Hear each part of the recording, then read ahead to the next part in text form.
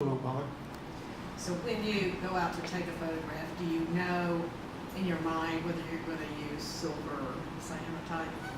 Yeah, I will decide. Some days I'll set up and I'll make two negatives. I'll make two exposures and develop one piece of film one way and the other.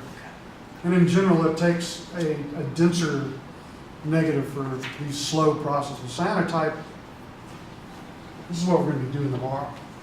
This is just cotton that's been impregnated with two chemicals, not toxic.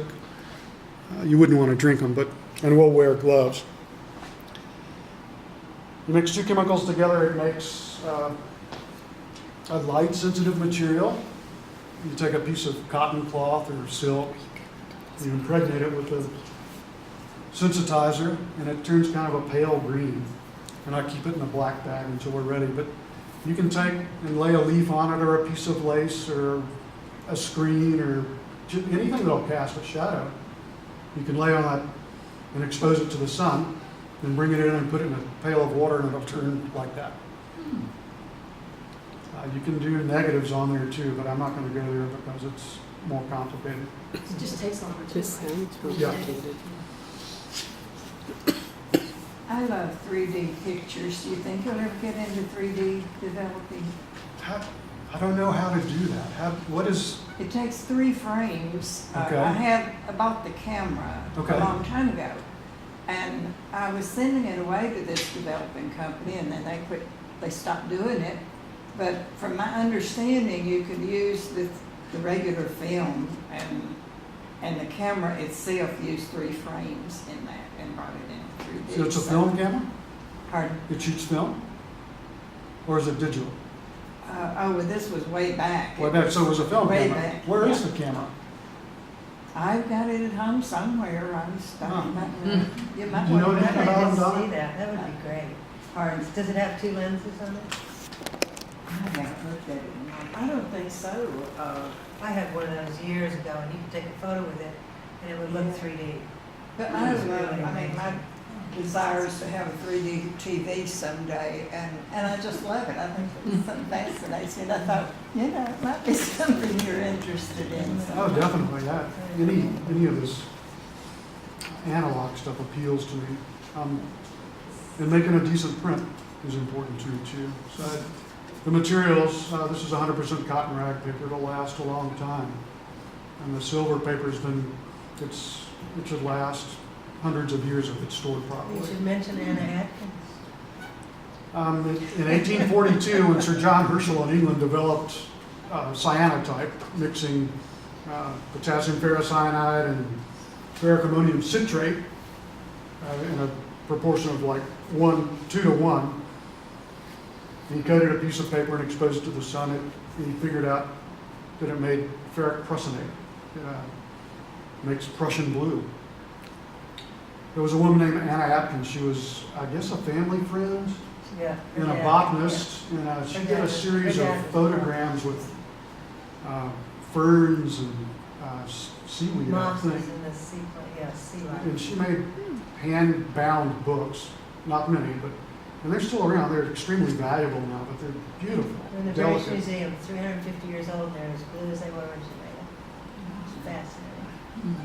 So if anybody comes to the workshop tomorrow, we'll be making things that you can sew into your textile arts, or put on your wall, or whatever you want. Photograms are really nice. I think I've covered just about all the technical stuff that y'all probably want to hear. Making pictures to me is it's like a call and a response. I'll go out with a camera and look around, and something will draw my attention, and then I'll focus my attention on it.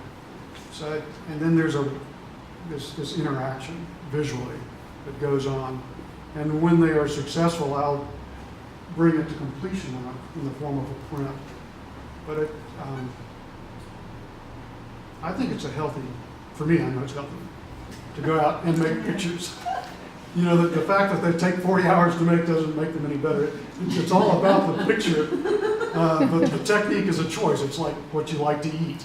You know, Well, it certainly keeps you out of trouble.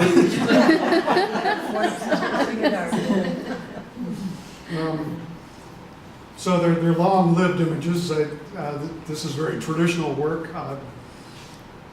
The philosophy of art and photography in particular has gone through a lot of changes in the last 30 years, from the modernist view of beautiful landscapes to the postmodernist view of they tend to negate the individual's efforts.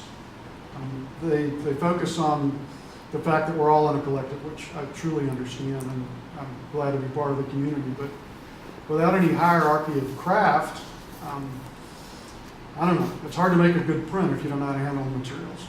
So I put a lot of effort into understanding the materials and trying to make pretty pictures. These are palladium prints. So none of these pictures have any ink in them. They're all metal. These are nanoparticles of palladium, which is very close. It's a noble metal. It's close to platinum. It's not as expensive as platinum. These are iron prints. Which are pretty cool. You know, the fact that it's blue, I love Will it. you just explain how you put the emulsion on the paper and that process? I start with a piece of blank paper. I have a very level table about this big in my dark room under a ventilating vent. But there is no odor to this stuff. I have a shot glass, and I have 2 solutions, and I do drops in ratio, and mix up about 16 to 18 drops. I'll take an eyedropper and lay it along the top. First, if you look at these closely, you'll see some little pencil marks in the corner, and that marks the edge of what the film size is. So I'll take a piece of film, lay it on the paper, mark the corners, mix up the chemistry in a little shot glass, take an eyedropper and lay it out. And I use a glass rod. A lot of people use a Hake brush. So you can either brush it on, or a glass rod makes it real smooth. Make 6 passes with a glass rod with about 20 seconds in between each pass. And it's a bright yellow color when it's on the paper. And then I'll take a negative.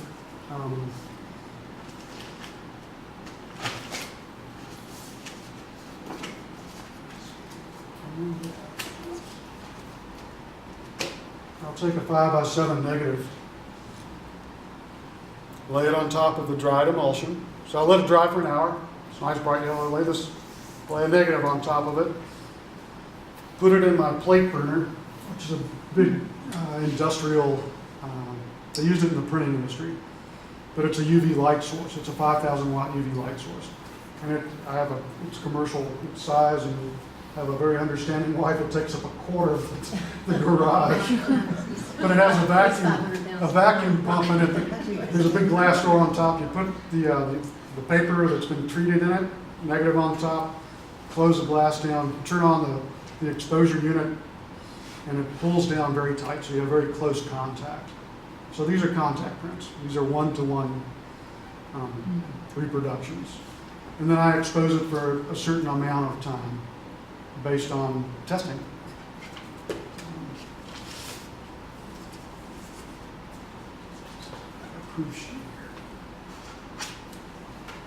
You'll see different, this is an unsuccessful print, but you'll see that a different amount of energy. So I'll start with 180 units, which is a little less than 2 minutes, and I'll add another half stop at a minute, and I'll add 2 minutes. And I'll make a test strip, and you print for the highlights. When the highlights are right, you hope that the shadows will fall in and have some detail to them. So I'll expose it. It turns a nice silver color, and the folks that come to the workshop tomorrow will see that. It starts off pale yellow green, and then the edges will be a nice gray silver. And you'll see the outline of the image before we put it in the water for development. Same thing with these paper prints. Make the exposure, you can see it, and then I take it in the darkroom and I run through actually 3 baths, and I wash them for 20 minutes after developing. Are you self-taught or did you go to some sort of class to learn? This stuff I'm self-taught. The basic photography I learned in the 70s at the University of Florida, Mm. but I study a lot. When you do the fabric, do you, it's not dipped in, Actually, it is. it is dipped in. Yeah, That's what I but was we'll wondering. have dry pieces. I'll have 50 sheets of this stuff tomorrow, 12 by 12. And you just dip it in the solution and let it, Well, I bought them made up, but yeah, I will show y'all how to mix the chemistry if you're interested. It's a lot harder to do fabric though. You have to find a big place to hang it and a dark space to dry it, so that's a cool place to buy Do it. you ever mix chemistry in your workshops? For the paper, we do, when we do the paper. When you do paper, but not the But cloth? fabric, we don't. Takes too long. It takes too long to dry it, Okay. and usually it's wrinkly and you gotta iron it. It's too inexpensive chemicals. Sorry. us fabric people.